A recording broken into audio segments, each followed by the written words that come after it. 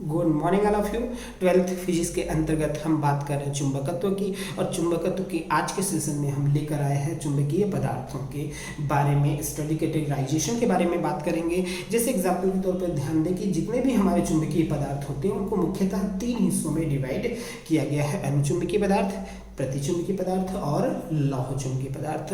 तो मुख्यतः आज जो हम बात करने जा रहे हैं वो अनुचुंबकीय पदार्थों और उसके गुणों को लेकर है। तो चलिए चर्चा करते हैं, स्टार्ट करते हैं हम अपने चर्चा को। अनुचुंबकीय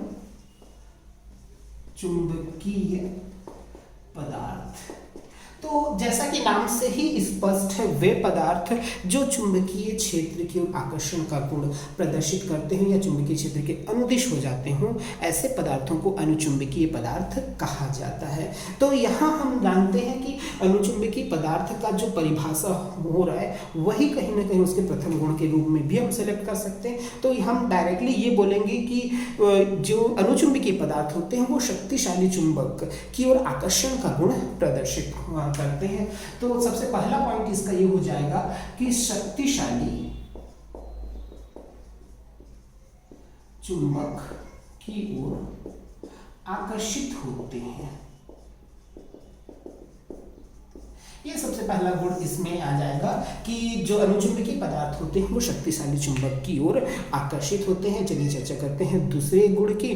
तो सिंपल सी बात है कि यदि अनुचुंबकीय पदार्थों को किसी चुंबकीय क्षेत्र में रखा जाता है तो ये पदार्थ कुछ समय पश्चात चुंबकीय क्षेत्र के अनुदिश हो जाते हैं, या ये बोला जाए उसके समानांतर आ जाते हैं। जैसे कि यहाँ पर मैं डायग्राम के माध्यम से समझाने का प्रयास कर रहा हूँ कि यदि ये चुंबकीय क्षेत्र में आरोपित कर रहा हूँ N और S, और ऐसे चुंबकीय पदार्थों को मैं इस अवस्था में रख दिया हूँ, ये चुंबकीय पदार्थ हैं। पर हम जब देखते हैं कुछ समय पश्चात आकर देखेंगे तो ये जो चुंबकीय पदार्थ जैसे परपेंडिकुलर जो चुंबकीय क्षेत्र है हमारा इस डायरेक्शन में है, तो अभी लग रहा है कि वो परपेंडिकुलर डायरेक्शन में, किंतु आफ्टर सम टाइम ये क्या होगा कि ये घूमकर चुंबकीय क्षेत्र के अनुदिश हो जाएगा, या ये बोला जा सकता है कि चुंबकीय क्षेत्र के समानांतर हो जाएगा। इसलिए इसे अनुचुंबकीय पदार्थ भी कहा जाता है। इस अकॉर्डिंग हम बात कर रहे हैं तो चुंबकीय क्षेत्र की प्रवृत्ति की। दूसरा पॉइंट हो गया। तीसरा पॉइंट ये है कि ये जो चुंबकीय पदार्थ होते हैं ये सदैव कम तीव्रता से अधिक तीव्रता की ओर गति करते हैं। अब इसको कैसे समझें, तो चलिए देखते हैं। कुछ कंडीशन, कुछ डायग्राम के थ्रू मैं समझाने का प्रयास करता हूँ कि फॉर एग्जांपल अगर मैं इन पदार्थों को चूर्ण के रूप में लेकर किसी बर्तन में रख रहा हूँ, मैं ये N और S है, और मैंने चूर्ण के रूप में जो अनुचुंबकीय पदार्थ लिया हुआ है, ये दिखाई दे रहा है, मैं चूर्ण के रूप में इसको बनाने का प्रयास कर रहा हूँ। इस प्रकार से चूर्ण के रूप में मैंने किसी एक बर्तन में रख दिया है अनुचुंबकीय पदार्थों को। अब थोड़ा सा बात करते हैं कि क्या होता है इसके बाद, कि आफ्टर सम टाइम मैं आकर जब देखूंगा यहाँ पर, तो कुछ समय पश्चात जब मैं आकर देखता हूँ तो क्या होता है उस पर भी मैं चर्चा कर लूँ कि NS ये स्टार्टिंग पॉइंट। आफ्टर कुछ सम टाइम अगर हम बात करें तो आने के बाद मेरे को क्या दिखाई देगा कि ये जो पदार्थ होते हैं इस प्रकार से जमा हो जाते हैं,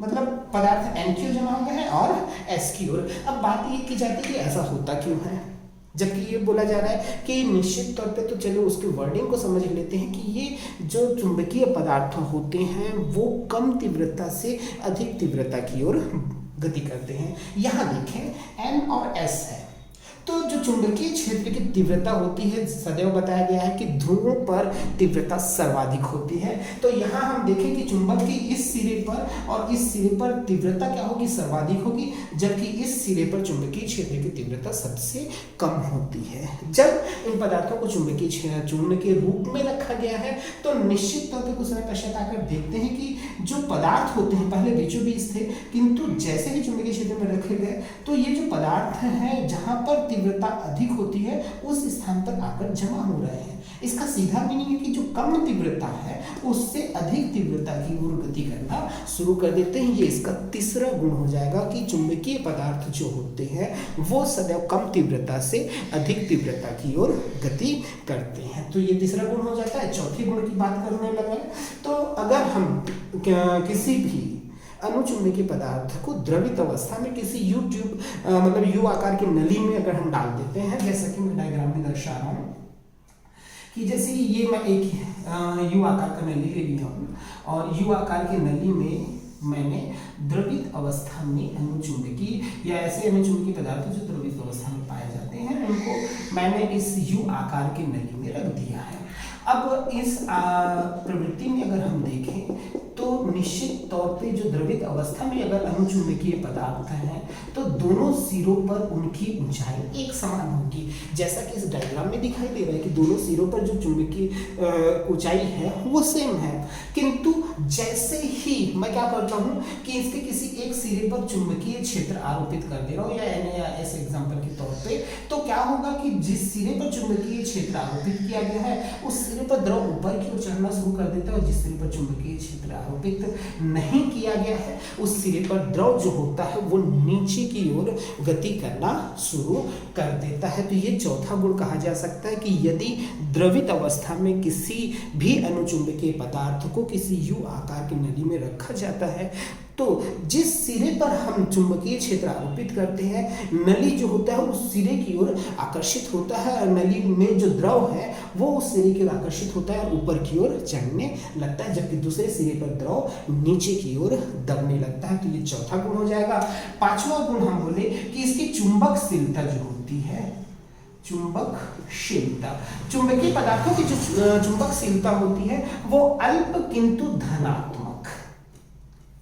चुंबकशीलता जो होती है वो अल्प होती है किंतु सदैव धनात्मक होती है। अगर मैं चुंबकीय प्रवृत्ति की बात करूं, छठवां इसकी चुंबकीय प्रवृत्ति की, तो चुंबकीय प्रवृत्ति जो होती है वो सदैव 1 से अधिक होती है। जो इसकी चुंबकीय प्रवृत्ति ये बोला जा सकता है कि 1 से अधिक होती है। और सबसे महत्वपूर्ण चीज जो इसका 7वां बिंदु है वो है कि ये जो होते हैं अनुचुंबकीय पदार्थ वो क्यूरी के नियम का पालन करते हैं, क्यूरी के नियम का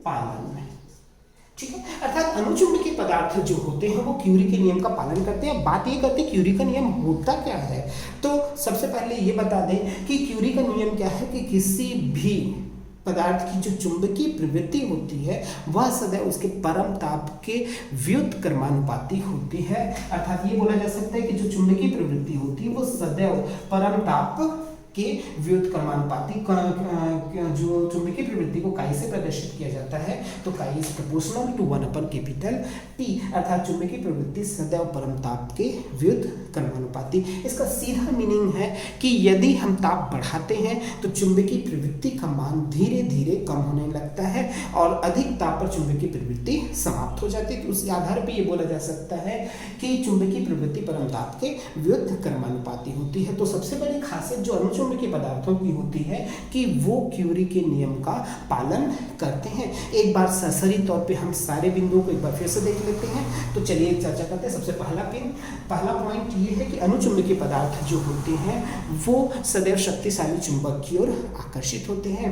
दूसरा पॉइंट ये बोला गया है कि यदि किसी भी अवस्था में इनको किसी चुंबकीय क्षेत्र में रखा जाए तो आफ्टर सम टाइम ये घूमकर चुंबकीय क्षेत्र के समानांतर हो जाते हैं। जबकि तीसरा पॉइंट ये है कि ये जो अनुचुंबकीय पदार्थ होते हैं वो सदैव कम तीव्रता से अधिक तीव्रता की ओर गति करते हैं। चौथा पॉइंट है कि अगर द्रवित अवस्था में इन पदार्थों को रखा जाता है तो जिस सिरे पर चुंबकीय क्षेत्र आरोपित किया जाता है द्रव उस ऊंचाई पर उस सिरे पर ऊपर की ओर चढ़ने लगता है। पांचवा पॉइंट इसकी जो चुंबकशीलता होती है अल्प किंतु धनात्मक होती है। और छठवां पॉइंट होता है इसकी चुंबकीय प्रवृत्ति सदैव 1 से अधिक होती है। और सातवां जो मोस्ट इंपॉर्टेंट चीज है कि जो अनुचुंबकीय पदार्थ होते हैं वो क्यूरी के नियम का पालन करते हैं। और क्यूरी का नियम जो है हमारा ये है कि जो चुंबकीय प्रवृत्ति होती है वो परम ताप के व्युत्क्रमानुपाती होती है।